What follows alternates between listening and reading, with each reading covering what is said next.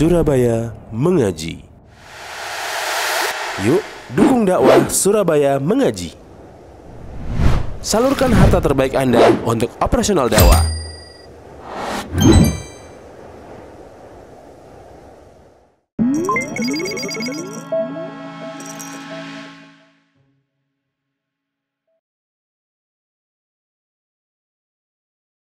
Assalamualaikum warahmatullahi wabarakatuh. Innal hamdalillah nahmaduhu wa nasta'inuhu wa nastaghfiruh wa na'udzu billahi min shururi anfusina wa min sayyiati a'malina. May yahdihillahu fala mudilla lahu wa may yudlil fala hadiya lahu. Asyhadu an la ilaha illallah wahdahu la syarika lahu wa asyhadu anna Muhammadan abduhu wa rasuluh. Ya ayyuhalladzina amanu taqullaha haqqa tuqatih wa la tamutunna illa wa antum muslimun. Ya ayyuhan nasu taqu rabbakumul ladzi khalaqakum min nafsin wahidah wa khalaqa minha zawjaha wa bassa minhuma rijalan katsiran wa nisaa'a wattaqullaha alladzi tasaaluna bihi wal arham. Inna Allaha kana 'alaikum raqiba. Ya ayyuhalladzina amanu taqullaha wa qulu qawlan sadida yuslih lakum a'malakum wa yaghfir lakum dhunubakum wa may yuti'illaha wa rasulahu faqad faza fawzan 'azima. Amma ba'du. Fa inna asdaqal haditsi kitabullah wa khairal huda hudan nabiyyi sallallahu alaihi wasallam wa syarrul umuri muhdatsatuha wa kullu muhdatsatin bid'ah wa kullu bid'atin dhalalah wa kullu dhalalatin finnar.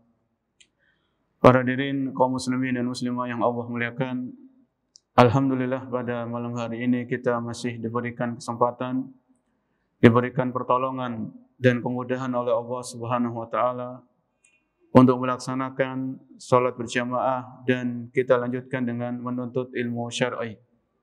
Semoga Allah Subhanahu wa taala mengkaruniakan kepada kita ilmu yang bermanfaat dan menjauhkan kita, melindungi kita dari ilmu yang tidak bermanfaat.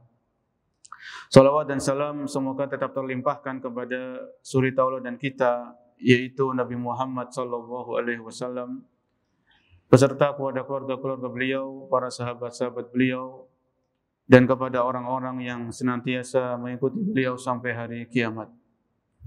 Para jamaah yang Allah muliakan, kita melanjutkan pembahasan dari kitab yaitu fikih dalam mazhab Syafi'i, Matan Nabi Syuja, yang dimana kita masih membahas seputar fikih nikah ya, atau fikih usrah. Di pertemuan yang lalu kita telah mengkaji bersama tentang seputar walimah, ya, seputar pesta pernikahan. Ya, jadi walimah ini ada yang mengatakan sunnah, ada yang mengatakan wajib. Ya, maka hendaknya seseorang yang menikah, maka dia mengadakan walimah, mengumumkan pernikahannya supaya banyak orang itu tahu. Ya, sehingga banyak orang yang mengetahui dan banyak orang yang mendoakan. Ya. Kemudian ketika kita diundang ke walimah dan undangannya itu ditujukan kepada kita secara khusus, ada namanya atau via jabri, maka kita diwajibkan menghadiri. Diwajibkan menghadiri kecuali apabila ada uzur. Dan apabila walimah itu ada kemungkaran atau hal-hal yang lain, ini sudah kita bahas pada kesempatan yang lalu. Adapun tema pada hari ini yaitu seputar an-nusyuz. An-nusyuz yaitu seorang istri yang keluar dari ketaatan kepada suami. Ya, nusyuz ini bahasa Arab yang kurang lebih tema ini akan membahas tentang keluarnya atau tidak taatnya seorang istri kepada suaminya. Sebelum kita masuk kepada pembahasan, di sini kita mengingatkan atau kita menjelaskan bahwasanya kedudukan suami itu sangat agung. Kedudukan suami itu sangat penting dalam kehidupan rumah tangga. Disebutkan dalam sebuah hadis, yaitu di antaranya hadis Abu Hurairah radhiyallahu anhu dari Nabi sallallahu alaihi wasallam. Beliau bersabda, "Lau kuntum ra'an ahadan an yasjuda li ahadin la amartul mar'ata an tasjuda li zawjiha. Nabi bersabda, seandainya aku boleh memerintahkan seseorang sujud kepada orang lain, maka aku akan perintahkan seorang istri untuk sujud kepada suaminya. Ya, jadi Nabi mengatakan, seandainya aku boleh memerintahkan seseorang sujud kepada orang yang lain, maka kata Nabi, aku akan perintahkan seorang istri untuk sujud kepada suaminya.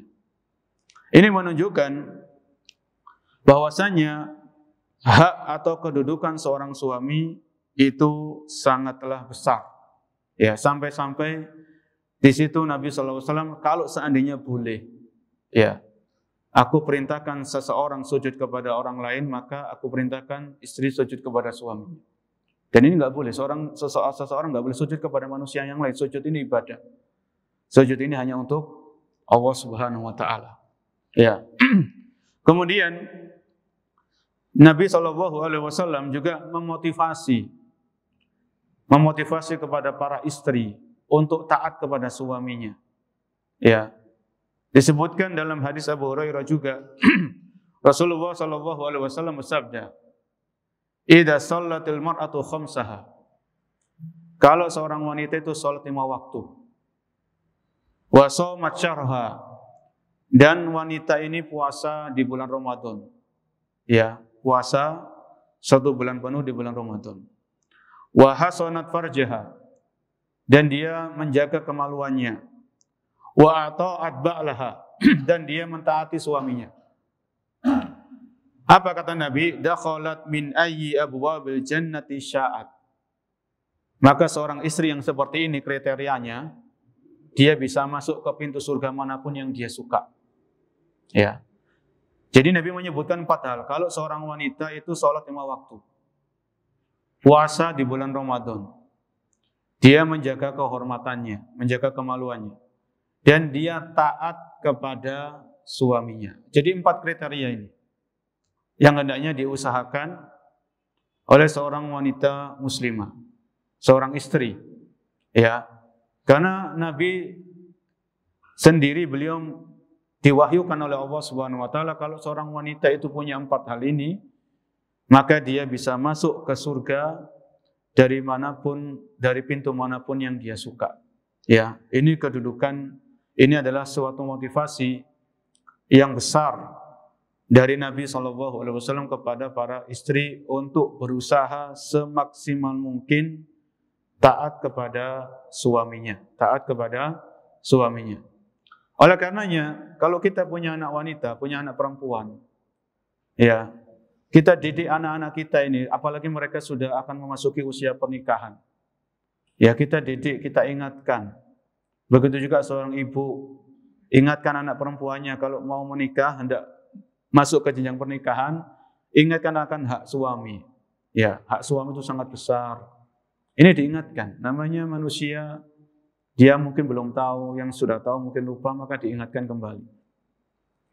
Kemudian di sini kita baca apa yang disampaikan oleh beliau, yaitu Abu Syuja' rahimahullah ta'ala di halaman 319 dari buku PDF, ya. Qala al-musannifu rahimahullah ta'ala. Beliau mengatakan, wa idza khafa nusyuzal mar'ati wa adoha. Kalau seorang suami, ya, apabila seorang suami mendapatkan istrinya itu membangkang itu tidak taat, maka ada beberapa cara yang bisa dia lakukan. Maksudnya dilakukan oleh seorang suami ini. Ya. Di sini kita lihat syarahnya, an-nusyuzu lughatan al-irtifa'u an ada'il haq. Nusyuz ini bahasa Arab. Dari segi bahasa artinya yaitu al-irtifa'u an ada'il haq, yaitu seseorang tidak mau menunaikan kewajibannya. Ini namanya nusyuz. Ya, seseorang yang tidak mau menunaikan kewajibannya. Seorang istri harus wajib taat kepada suami. Kalau seorang istri tidak taat, maka dia keluar dari kewajibannya. Ya, ini dari segi dari segi bahasa atau lughah. Dari segi istilah, Ya, khurujuz zaujati an ta'atiz zauj. Keluarnya seorang istri dari ketaatan kepada suaminya. Keluarnya seorang istri dari ketaatan kepada suaminya. Ya. Jadi pada asalnya nusyuz ini itu dari pihak istri. Istri nggak taat kepada suami, ini nusyuz. Tapi nanti ada para ulama menyebutkan nusyuz ini juga bisa dari pihak suami. Suami tidak menjalankan kewajibannya dengan benar, ini juga nanti bisa dikatakan nusyuz. Ya. Namun pembahasan secara umum, secara global, nusyuz ini tertuju kepada seorang istri ya, yang dimana dia tidak lagi taat kepada suaminya, tidak taat lagi pada suaminya. Kemudian hukumnya apa? Ya, hukumnya nusyuz ini apa? Yaitu kata beliau, hukmun nusyuz al-hurmah. Ini kata pensyarah. Nusyuz ini adalah sesuatu yang diharamkan. Jadi hukumnya haram.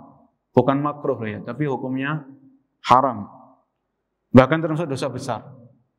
Termasuk kabair, ya. Termasuk dosa besar. Jadi bukan dosa kecil. Hukumnya haram. Haram ini kan bisa dosa kecil atau dosa besar. Maka disebutkan oleh para ulama, nusyuz ini adalah termasuk al-kabair, yaitu dosa besar. Ya.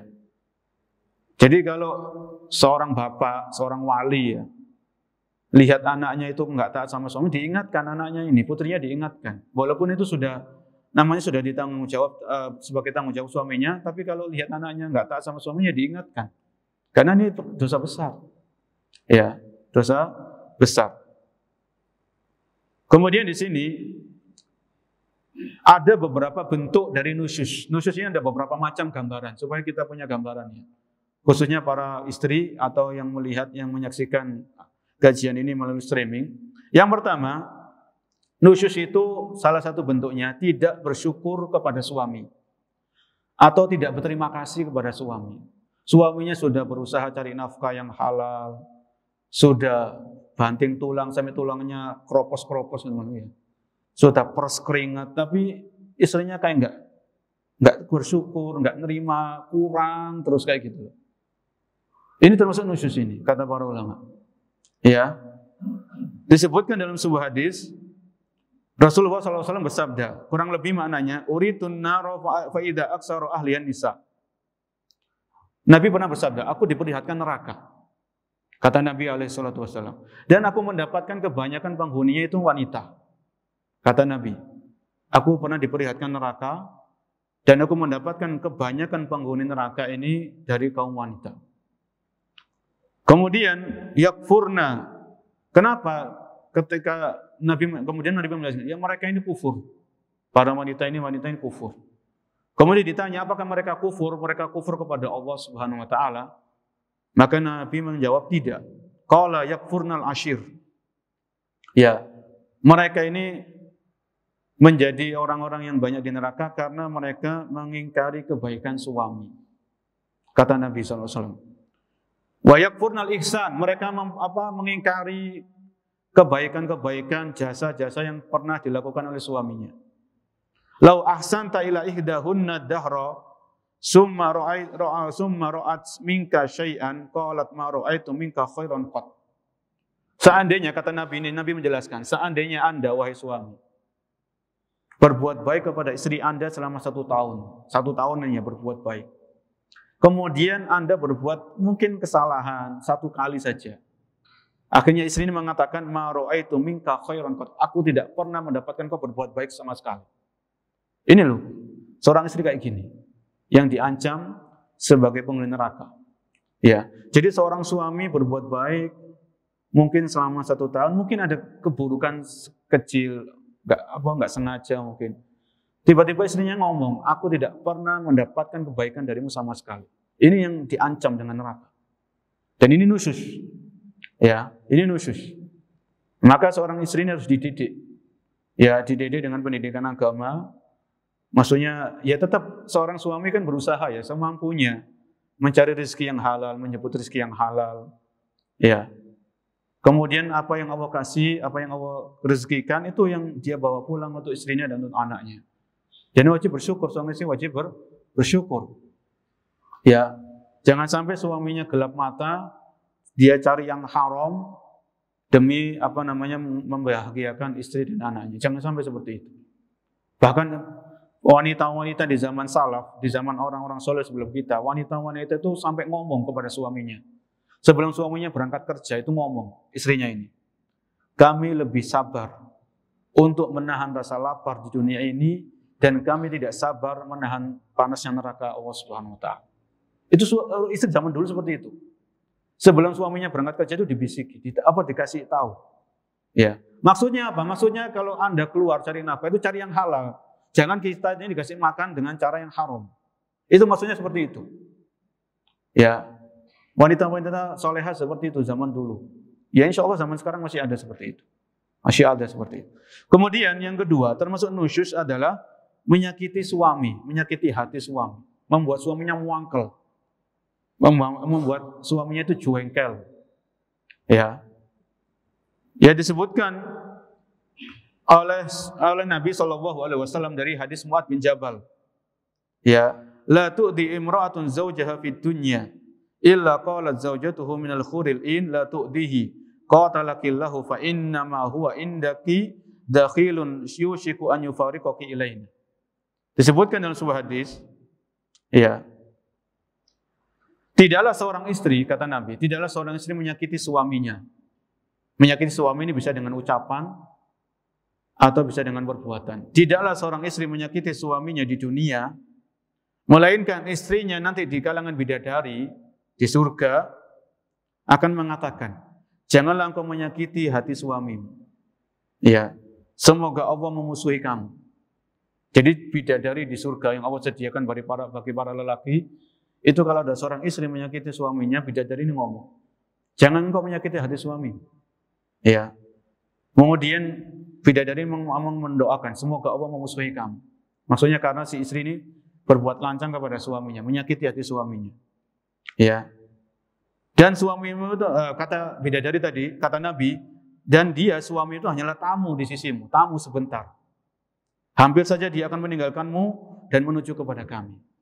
Ya menuju kepada bidadari-bidadari di surga. Kalau suami ini suami orang yang beriman dan beramal soleh. Ya, maka intinya ketika seorang istri menyakiti hati suaminya perbuatan yang haram, perbuatan tercela, ya, yang disebutkan oleh Nabi SAW di dalam hadis tersebut. Kemudian bentuk yang ketiga dari nusyus ini, kata para ulama, adalah menolak ajakan suami. Menolak ajakan suami. Ya, tanpa ada uzur ya, tanpa ada uzur. Suaminya mengajak berhubungan, si istri ini menolak tanpa ada uzur. Enggak sakit, ya. Pokoknya enggak ada uzur lah. Maka ini termasuk nusyus. Termasuk nusyus. Dari Abu Hurairah radhiyallahu anhu, beliau berkata, Rasulullah sallallahu alaihi wasallam bersabda, "Idza da'a ar-rajulu imra'atahu ila firasyi." Kalau seorang suami mengajak istrinya ke ranjangnya, fa'abat. Kemudian istrinya ini menolak. Istrinya menolak. Fabata ghadbana 'alaiha. Kemudian suami ini mangkel, ya, jengkel. Semalaman ini suaminya jengkel sama istrinya ini. Apa kata Nabi? Alaiha la'anat hal malaikatu hatta tusbih. Maka para malaikat ini melaknat istri kayak gini sampai waktu subuh, sampai waktu pagi. Ya. Jadi bukan hal yang sepele. Kalau ada dosa disebutkan laknat, ini menunjukkan ini dosa besar. Jadi di antara ciri-ciri dosa besar itu kan ada disebutkan laknat. Allah melaknat ini, Allah melaknat pelaku ini, Rasulullah melaknat pelaku ini. Dan ini malaikat yang melaknat ini. Nah, kata Nabi ini hadis yang sahih ya, riwayat Bukhari dan Muslim. Jadi Nabi menyebutkan kalau seorang istri, kalau seorang suami mengajak istrinya ke ranjangnya, kemudian istrinya menolak sampai suaminya ini marah, jengkel, maka istri kayak gini modelnya itu dilaknat sama malaikat sampai datangnya waktu pagi. Dilaknat itu apa? Dilaknat itu maksudnya malaikat itu berdoa supaya orang kayak gini dijauhkan dari rahmat Allah Subhanahu wa taala. Ya, laknat itu at-tardu an rahmatillah, yaitu dijauhkan dari kasih sayang Allah Subhanahu wa taala. Ya, ini bentuk nusyuz yang ketiga. Kemudian bentuk nusyuz yang keempat adalah ketika seorang istri keluar dari rumahnya tanpa izin suami. Ya, tiba-tiba keluar gitu aja. Tanpa izin sama suami. Ya. Maka ini kan melanggar hak suaminya. Jadi seorang istri kalau mau kemana-mana bilang ke suaminya. WA, telepon, izin. Ya. Apalagi safar, suaminya nggak tahu ini kenapa, kalau bahasa kita kebacut. Ya, wong keluar masih dalam kota, maksudnya kalau orang Surabaya masih dalam wilayah Surabaya nggak izin aja, itu sudah termasuk nusyuz, termasuk dosa besar. Apalagi sampai safar, suaminya nggak tahu, suaminya tidak dikasih tahu. Dalam hal ini ada keumuman ayat. Umuman ayat ini bersifat umum, yaitu surat Al-Ahzab ayat 33. Surat Al-Ahzab ayat 33, yaitu Allah berfirman, wa qarna fi buyutikunna. Dan hendaklah kalian menetap di rumah kalian. Ya, ini Allah tujukan ayat ini kepada istri-istri Nabi sallallahu alaihi wasallam. Tapi ayat ini berlaku untuk umum. Wa qarna fi buyutikunna. Pada asalnya seorang wanita itu diperintahkan oleh Allah menetap di rumahnya. Kecuali memang ada urusan, ada kepentingan yang mengharuskan wanita ini keluar rumah, ya silakan. Tapi kan tetap dijaga auratnya, nggak pakai parfum. Ini kan wanita muslimah kan seperti itu. Pada asalnya wanita itu di rumah. Wa qarna fi buyutikunna. Ini Allah yang perintahkan. Allah yang menciptakan manusia dan Allah yang Maha tahu apa yang terbaik untuk manusia, termasuk dalam ini orang yang beriman. Ya, kebaikan seorang wanita itu di rumahnya. Bahkan seorang wanita kan nggak wajib sholat berjamaah, kan begitu kan? Wanita tidak wajib sholat berjamaah. Namun kalau dia mau sholat berjamaah nggak boleh dihalangi, silakan. Ya, seorang istri kalau mau sholat berjamaah, suami nggak boleh menghalangi. Ya dipersilakan, tapi suaminya mengingatkan kalau kamu sholat berjamaah, jaga auratnya. Ya, nggak boleh pakai parfum dan sebagainya. Namun pada asalnya wanita itu di rumah, sebagaimana Al-Ahzab ayat ke-33. Ya, ayat 33. Ini tadi para jamaah empat bentuk dari gambaran nusyuz. Yang pertama, tidak berterima kasih kepada suami. Ya. Kemudian yang kedua, menyakiti hati suami, membuat suami jengkel. Kemudian yang ketiga, menolak ajakan suami. Dan yang keempat, keluar dari rumah tanpa izin suaminya. Ya. Seandainya lupa misalnya. Ya, istrinya ini kan sekarang zamannya medsos ya. Diajak sama temannya, ayo kita makan bareng di sini. Akhirnya tiba-tiba mau keluar gitu kan. Lupa. Oh iya, saya belum izin sama suami. Langsung izin kayak gitu, nggak apa-apa. Mas, maaf tadi saya keluar ke sini. Ya silakan, nggak apa-apa. Ya izinnya terlambat atau belakangan. Tapi tetap izin. Ya. Karena suami itu mau diorangkan, tahu diwongkan ya. Bahasa kita kan diwongkan. Oh, suami itu dihargai, dihormati dan sebagainya. Ini tadi bentuk-bentuk nusyuz kata para ulama. Kemudian di sini kata Imam Abu Syuja rahimahullah, wa idza khafa nusyuzal mar'ah. Seandainya ini seorang suami mendapatkan istrinya itu melakukan dari 4 hal tadi. Enggak terima kasih, diajak enggak mau, diajak keranjang enggak mau, sering keluar tanpa izin. Maka di sini disebutkan ya, wa idza khafa nusyuzal mar'ati, kalau seorang suami mendapatkan istrinya itu tidak taat, yang pertama wa'adha, yaitu menasehatinya, dinasehati dulu. Ya, karena ini kata Abu Syuja dalam matanya ini, wa'adha yaitu dinasehati. Dinasehati. Fa in abad illan nusyuza hajaroha. Kalau dia si istri ini dinasehati nggak mempan, apa kata beliau, yaitu hajaroha, dihajar. Apa maksud dihajar ini? tidak tidur satu kamar, nggak tidur satu ranjang misalnya. Ini namanya dihajar, dikasih pelajaran. Ya, jadi bisa ranjang. Yang pertama tadi nasihati dulu ya, nasihat ini dengan cara yang lembut, dengan cara yang santun, ya, diingatkan tentang ayat-ayat Al-Quran, bahwasanya seorang istri itu wajib taat kepada suami dalam perkara yang baik, ya, diingatkan tentang hadis-hadis Nabi SAW. Itu seperti nasihat. Nasihat itu Al-Quran, hadis, itu nasihat, ya. Kemudian sebutkan bagaimana dulu para wanita-wanita solehah di zaman para salaf itu mereka sangat taat kepada suaminya, itu nasihat. Ya. Dan menasihati ini juga kalau bahasa kita cari momen, cari waktu yang pas gitu loh. Jangan pas istri itu pegel ngomong, pegel bersih-bersih rumah, ya pegel blonjo, dinasihati juga mempan para jemaah. Mendal gitu loh. Ya, mendal. Jadi pas santai, pas dia waktu luang, itu seperti itu. Ini nasihat pada umumnya seperti itu ya.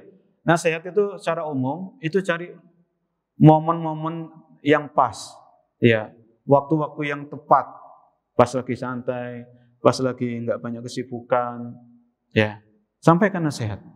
Ya semoga dengan nasihat ini kalau istri ini, ya maksudnya dia diberi hidayah sama Allah SWT, cukup nasihat itu dia akan, oh iya, mohon maaf mas, mohon maaf bi, kan gitu. Saya khilaf, saya salah, mohon dimaafkan, seperti itu. Ini kalau istri yang benar ya. Ya, bukan malah dinasihati malah bernada tinggi, malah membenarkan diri, ya, malah cari pembenaran, cari pembelaan. Ini tidak seperti itu. Ya. Jadi kalau seorang istri ini takut kepada Allah, ingat akan hari pembalasan, hari akhir, ingat tentang surga dan neraka, maka cukup dinasihati, insya Allah khilaf. Dalam artian istri ini kembali, oh ya ingat.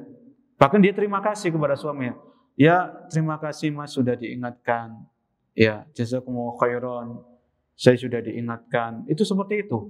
Ya, ini dalam poin menasihati ya, menasihati. Seandainya tidak mempan, dinasihati tetap mendal, ya, tetap bersikukuh. Si istri ini tetap tidak taat, ya, mengingkari kebaikan suaminya, bahkan menyebarkan aib-aib suaminya. Ini yang kurang ajar juga ini. Seorang istri menyebarkan aib-aib suaminya kepada orang lain, rahasia rumah tangga dibongkar. Ini sudah akhirnya Illan nusyuza hajaroha, ya, yaitu pisah ranjang, pisah kamar. Ya ini kuat-kuatan ya. Kalau biasanya suaminya yang nggak kuat kan repot juga, kan begitu. Apanya istrinya masih satu kan gitu, satu repot. Kalau istrinya 4 kan ini rewel, harus tinggal cari yang ke sana misalnya. Ini kalau istrinya lebih dari 1. Kalau 1 ya sudah sabar kan gitu. Ini ujian kan, ujian kehidupan kayak gitu. Diuji dengan istri yang nggak taat. Ya sabar-sabaran aja Bapak Jemaah. Ya, tapi ini nanti akan kita sebutkan dalilnya. Yang pertama itu nasihat. Nanti ada dalilnya, dalil Al-Quran. Allah sebutkan dalam Al-Quran. Yang kedua itu hajaroha, yaitu pisah ranjang. Ya, tidak tidur sama istri dalam satu ranjang, dalam satu kamar. Ya, kalau istrinya peka dalam hal ini, maka dia akan minta maaf. Dia akan kembali taat kepada suaminya lagi. Kemudian fa'in aqamat alaihi, kalau dihajar, maksudnya pisah ranjang sudah nggak mempan, ya nggak tembus, maksudnya menemui jalan buntu. Kata Abu Suja rahimahullah, fa'in aqamat alaihi hajaroha wa dorobaha, ya maka dipukul, ya dipukul. Boleh seorang suami memukul istrinya. Ini sudah yang ketiga ya. Jadi ada tahapan-tahapan, menasihati, yang kedua pisah ranjang, yang ketiga memukul. Namun di sini memukul bukan membabi buta, memukul dengan penuh emosi sampai mencederai, tidak. Memukul untuk mendidik ya. Ya, dan menghindari memukul wajah atau bagian-bagian tubuh yang vital atau yang penting ya. Jadi mungkin memukul telapak tangannya atau memukul betisnya misalnya. Ya. Sama hanya misalnya kalau kita ingat hadis Nabi SAW, kalau anak kalian sudah 7 tahun, maka perintahkan untuk sholat. Ya, kalau kita punya anak 7 tahun, maka sudah diperintahkan untuk sholat, diajak sholat, diawasi, diingatkan terus 7 tahun. Kalau 10 tahun, tetap malas-malasan sholat, sholatnya bolong-bolong, maka Nabi memerintahkan boleh dipukul. Anak ini boleh dipukul, tapi memukul yang mendidik. Ya, memukul yang sifatnya untuk mendidik. Kan ini kebaikan anak ini tadi. Ya, kebaikan si anak ini tadi kita didik dengan memukul yang tidak menyakitkan, tidak penuh dengan emosi, tidak sampai mencederai. Ini untuk kebaikan anak. Sama hanya istri. Kalau istrinya nggak nurut, istrinya suka membangkang, dinasehati, ya tidak mempan. Bahkan menasehati ini bukan hanya dari pihak suami ya. Mungkin kalau istrinya ini punya kakak, kita telepon kakaknya, ini adik sampean ini kayak gini. Ya, atau orang-orang dekat lah, atau mertua, minta tolong mertua supaya menasihati anaknya, enggak masalah. Ya, terkadang kita butuh pihak ketiga dalam hal ini untuk menasihati istri. Ya. Ya, bukan berarti kita menyebarkan kejelekan istri kita, tapi kita lihatlah orang-orang yang kira-kira istri kita segan sama orang itu siapa.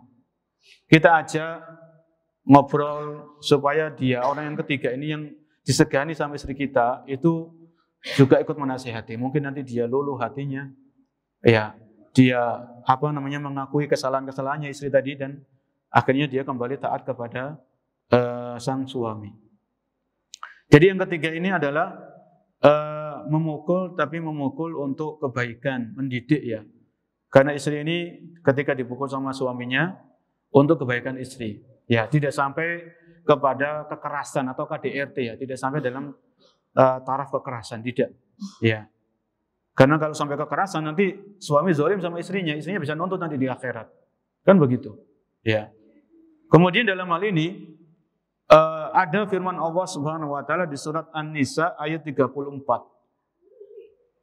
Apa yang disebutkan oleh Abu Suja tadi, menasehati, yang kemudian pisah ranjang, kemudian memukul, ini Allah sebutkan dalam Al-Quran di An-Nisa 34. Ya, An-Nisa 34. Allah berfirman, Ar-rijalu qawwamuna 'alan nisa. Kaum lelaki itu adalah pemimpin bagi kaum wanita. Ya, jadilah yang memimpin rumah tangga itu laki-laki. Enggak boleh rumah tangga itu disetir sama wanita, ini enggak boleh. Jangan sampai rumah tangga ini disetir oleh seorang wanita. Jangan sampai. Karena Allah yang menciptakan manusia dan Allah yang tahu karakternya wanita itu kayak gimana. Ya. Ar-rijalu qawwamuna 'alan nisa bima faddalallahu bihi ba'dahum 'ala ba'din wa bima anfaqu min amwalihim fasolihatu qanitatun hafidhatun lil ghaibi bima hafidallah. Kemudian di ayat 34 ini apa? Wallati takhafuna nusyuzahunna. Ya, apa kata Allah?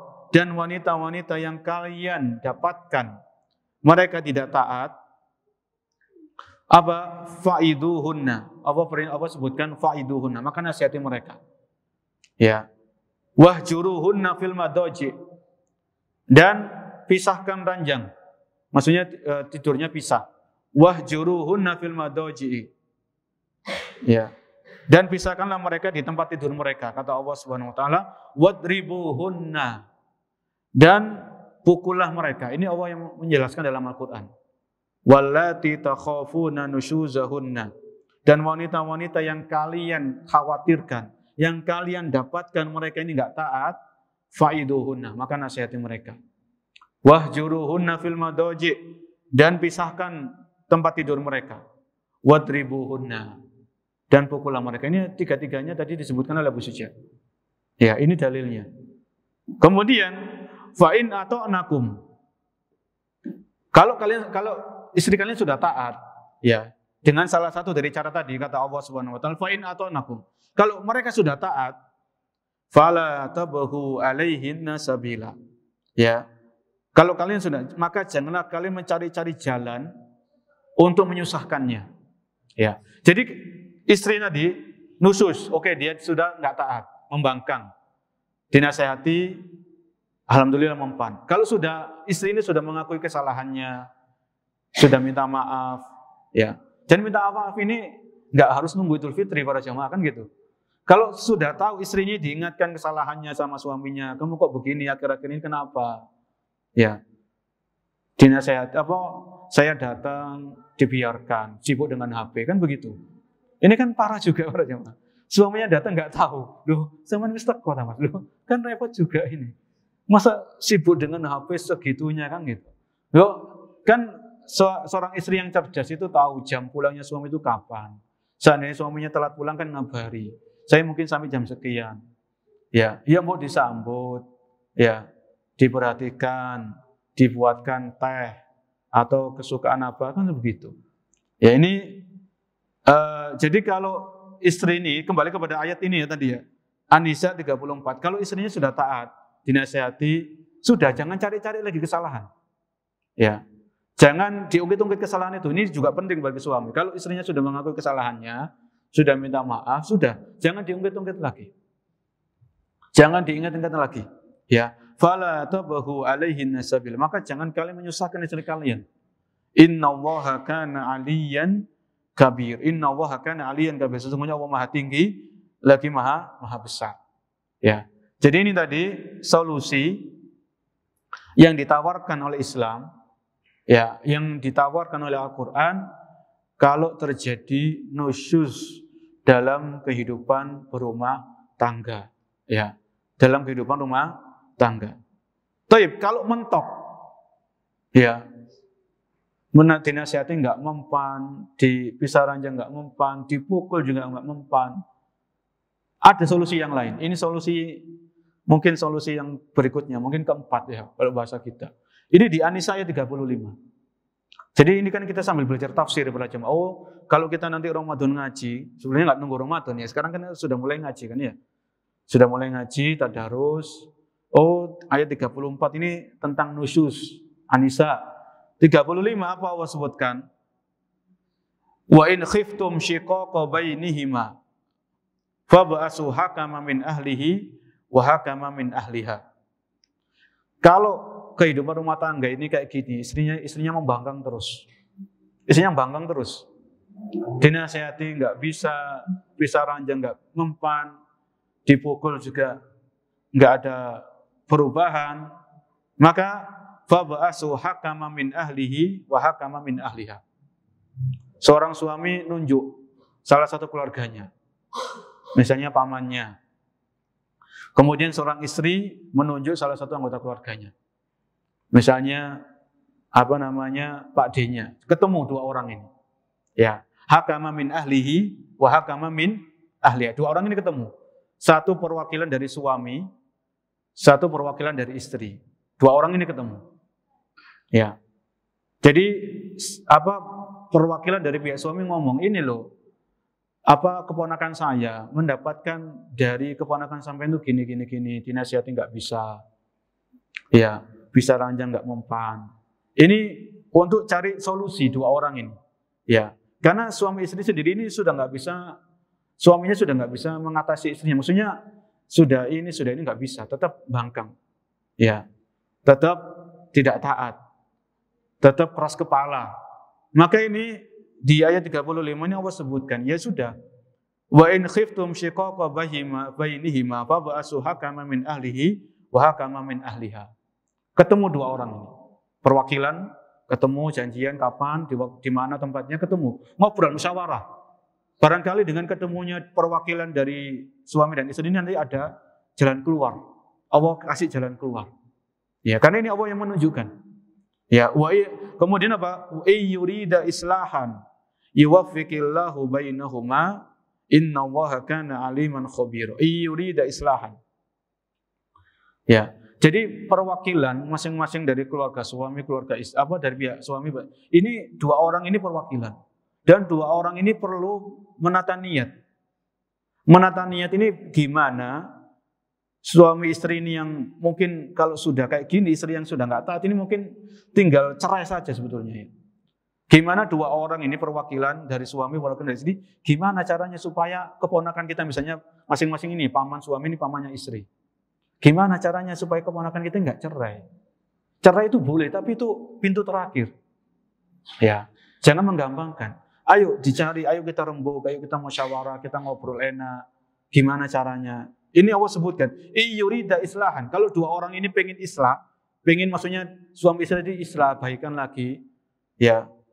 Yuwaffiqillahu bainahuma. Maka Allah akan berikan taufik, berikan pertolongan.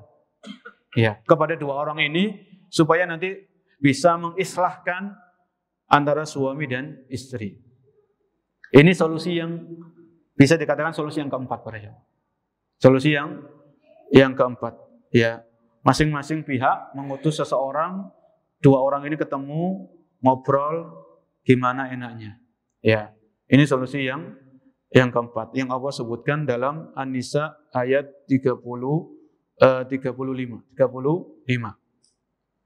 Kemudian di sini kata Abu Syuja rahimahullah taala, wa yaskutu bin nusyuzi qasmuha wa nafaqatuha. Ya, kalau wanita ini kata Abu Syuja rahimahullah, kalau wanita ini sudah enggak taat kepada suaminya, maka dua hal ini jatuh, yaitu al-qasam atau al-qasmu ya. Al-qasmu sama an-nafaqah. Al-qasmu itu maksudnya begini, kalau seseorang itu poligami, dia punya 4 istri, seorang suami punya 4 istri. Ya. Maka seorang suami itu kalau punya 4 istri kan dia harus adil. Misalnya bermalam di tempat ini 2 hari, bermalam tempat ini 2 hari, ini 2 hari, 2 hari. Atau ya diaturlah, ini namanya qasam. Ini ada pembahasannya cuman kita lewati.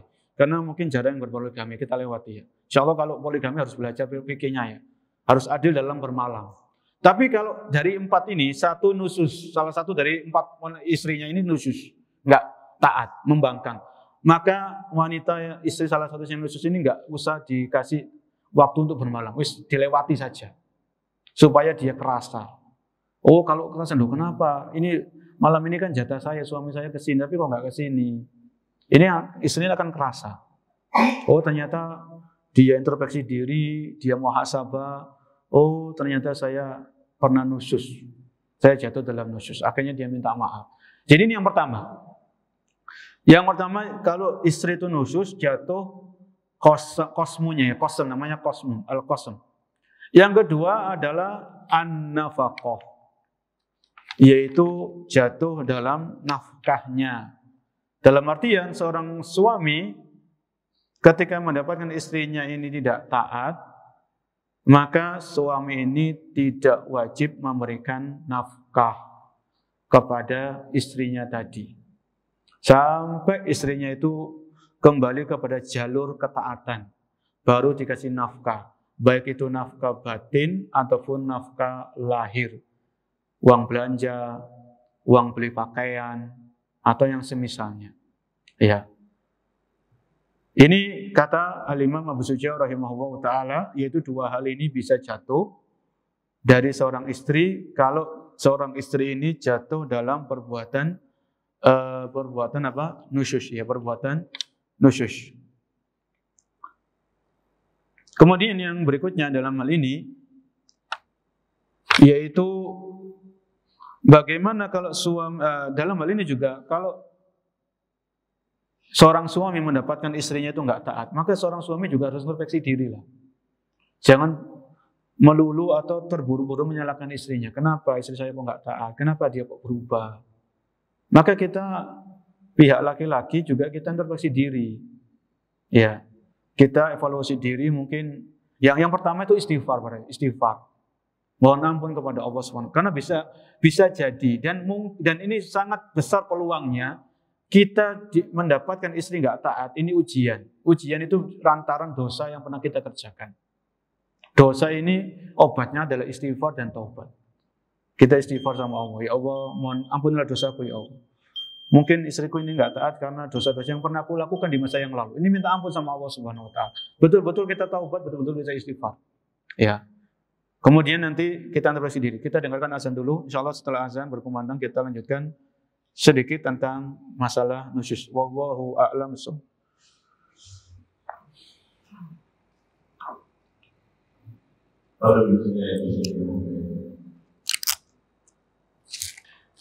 Allah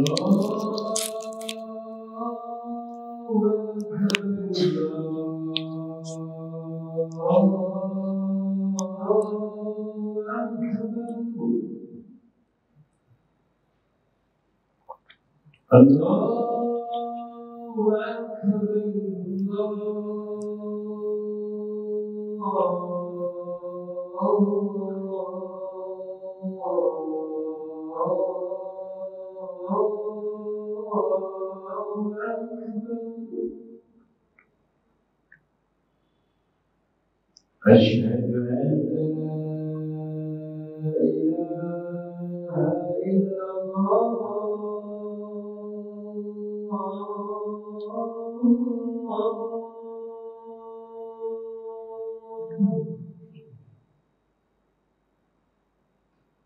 أشهد أن لا إله إلا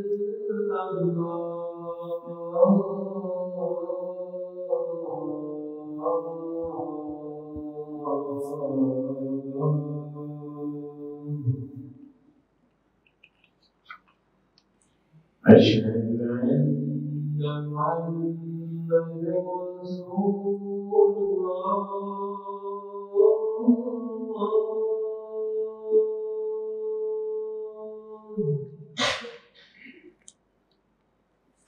أشهد أن محمدا رسول الله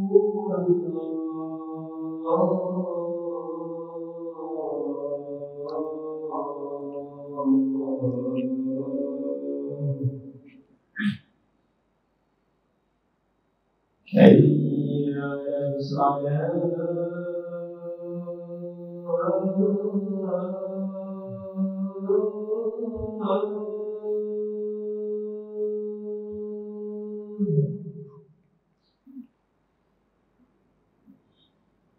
حي على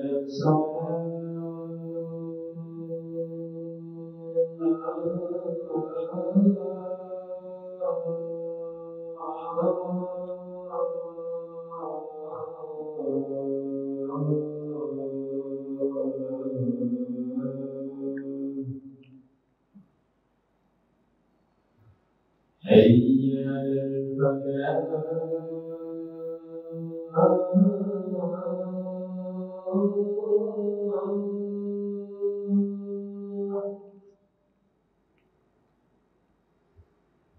حي على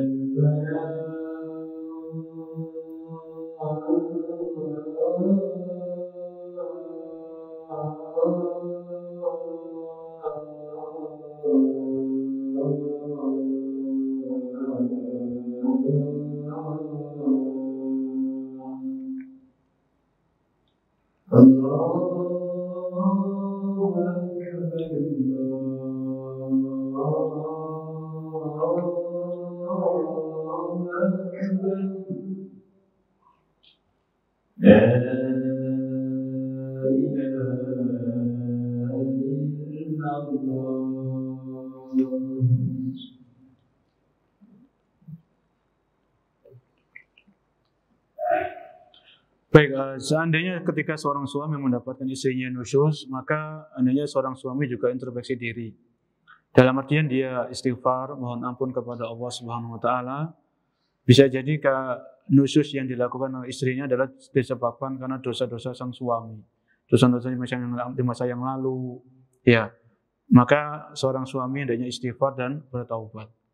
Kemudian seorang suami juga hendaknya tidak lupa mengucapkan doa Rabbana hab lana min azwajina wa dzurriyyatina qurrata a'yun waj'alna lil muttaqina imam. Ada di surat Al-Furqan. Di akhir-akhir surat Al-Furqan Allah cantumkan doa ini. Ya. Baru setelah itu nanti dia menasihati istrinya dan seterusnya. Kemudian bagaimana kalau suami yang nusyuz? Suami yang keluar dari kewajibannya untuk ngopeni istrinya atau yang semisalnya. Disebutkan ini, kita tutup dengan ayat ini, surat An-Nisa ayat 128. Jadi seorang suami juga nggak boleh mentang-mentang, istrinya harus taat, kemudian dia semena-mena tidak. Seorang suami juga harus ada aturan-aturannya. Ya, seorang suami harus bermuamalah dengan istrinya dengan muamalah yang baik.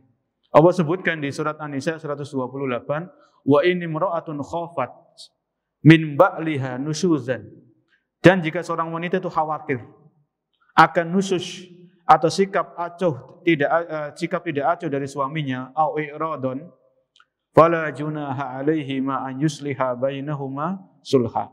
Maka tidak mengapa bagi keduanya mengadakan perdamaian.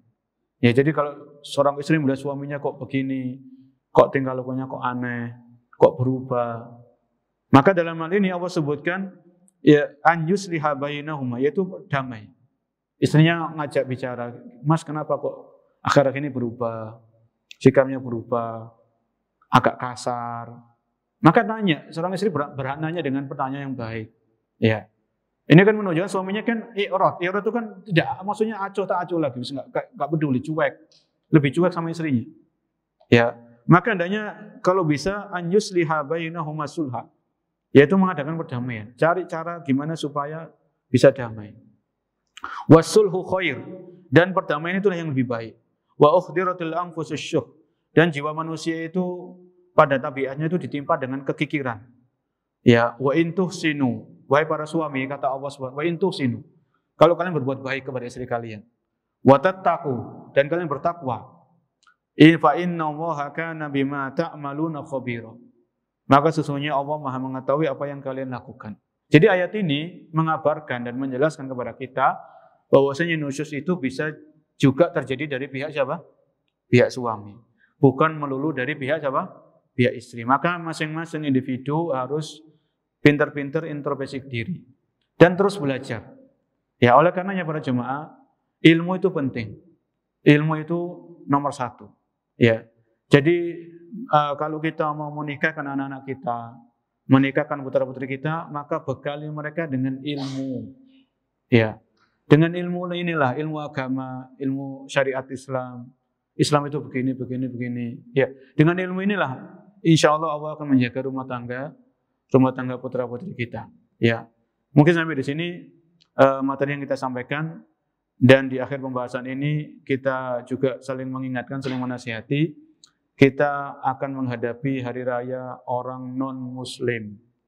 Jangan sampai lisan kita atau tulisan kita latah mengucapkan selamat kepada hari raya orang non-muslim. Kan cuma ucapan. Ucapan ini besar dari sisi Allah Subhanahu wa taala. Kita siap-siap kalau kita menggampangkan mengucapkan selamat kepada hari raya non-muslim, siap-siap kita tanggung jawab di hadapan Allah Subhanahu wa taala. Dalilnya mana? Insya Allah panjang dalam hal ini. Kita hanya saling menasihati, saling mengingatkan jangan sampai kita mengucapkan selamat kepada hari raya orang non-muslim. Toleransinya gimana? Toleransi bukan dalam ini. Toleransi dalam hal yang lain. Kalau mereka sakit kita jenguk, kalau mereka kesusahan kita bantu, itu toleransi. Tapi mencampur adukkan agama, mencampur adukkan akidah ini tidak. Karena Allah sudah jelas mengatakan lakum dinukum waliyadin. Bagi kalian agama kalian, bagi saya agama kalian. Ini tidak boleh dicampur adukan. Mungkin sampai di sini, insya Allah di pertemuan berikutnya, kalau Allah kasih kesempatan, kita akan membahas tentang khulu. Khulu ini gugatan cerai. Jadi seorang istri bisa menggugat cerai suaminya, tapi ada kriteria-kriterianya. Ya, wallahu alam, semoga bermanfaat. Nanti setelah sholat aja Pak, karena sudah waktunya mau komat. Baik, semoga Allah menjaga rumah tangga kaum muslimin, menjadikan rumah tangga kaum muslimin menjadi rumah tangga yang sakinah, mawaddah, warahmah, jauh dari pertikaian, jauh dari cekcok dan sebagainya. Kita akhiri subhanallahi wa bihamdik asyhadu an la ilaha illa anta astaghfiruka wa atubu ilaik. Assalamualaikum warahmatullahi wabarakatuh.